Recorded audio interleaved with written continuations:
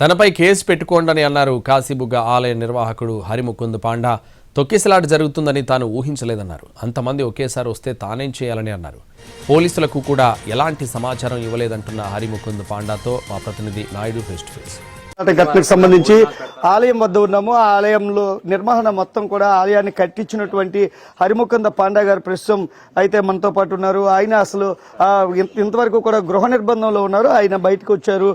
ఆయన ఇంటి బయటనే కూర్చున్నటువంటి పరిస్థితి ఉంది. ముఖ్యంగా ఆయన ఏమనుకుంటున్నారు అడిగి తెలుసుకునే ప్రయత్నం అయితే చేశాము.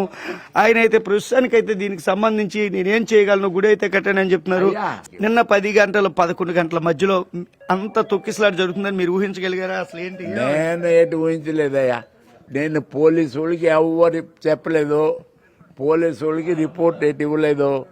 నేనే అక్కడ ఉండి లైన్ వెళ్ళాలంటే వెళ్ళేవాడు, మళ్ళీ అటు నుంచి వస్తే ప్రసాదం తిని వెళ్ళేవాడు. అమ్మ కట్టమంటే మీరు గుడి కట్టారు, ఇప్పుడు తీరా చూస్తే ఇలాంటి ఘటన జరుగుతుందని మనం అనుకోలేదయ్యా. మనం అలా జరుగుతుంది అనుకోలేదు, జరిగింది. మనం ఏంటి చేస్తాం చెప్పు, మనం ఏంటి చేస్తాం అయ్యా. అది అలా జరిగింది, మన చేత ఏంటి ఉంది.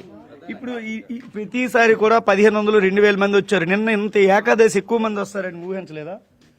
అయ్యా నీకు 95 సంవత్సరాలు అయితే అప్పుడు నువ్వేటి ఊహిస్తావు నాకు చెప్పు.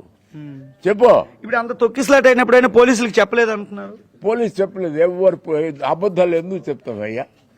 ఎవరు పోలీసులు చెప్పలేదు, ఎవరు రమ్మనలేదు.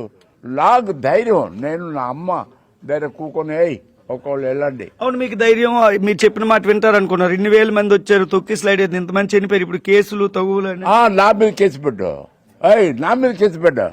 హరిముకుంద్ పాండాని పెట్టువయ్యా నా మీద. వెళ్ళ పబ్లిక్ దేవుడి దర్శనం వస్తే ఒక్కసారి వెళ్ళిపోతారు. అలాగైపోతే నేను నడిచేస్తాను.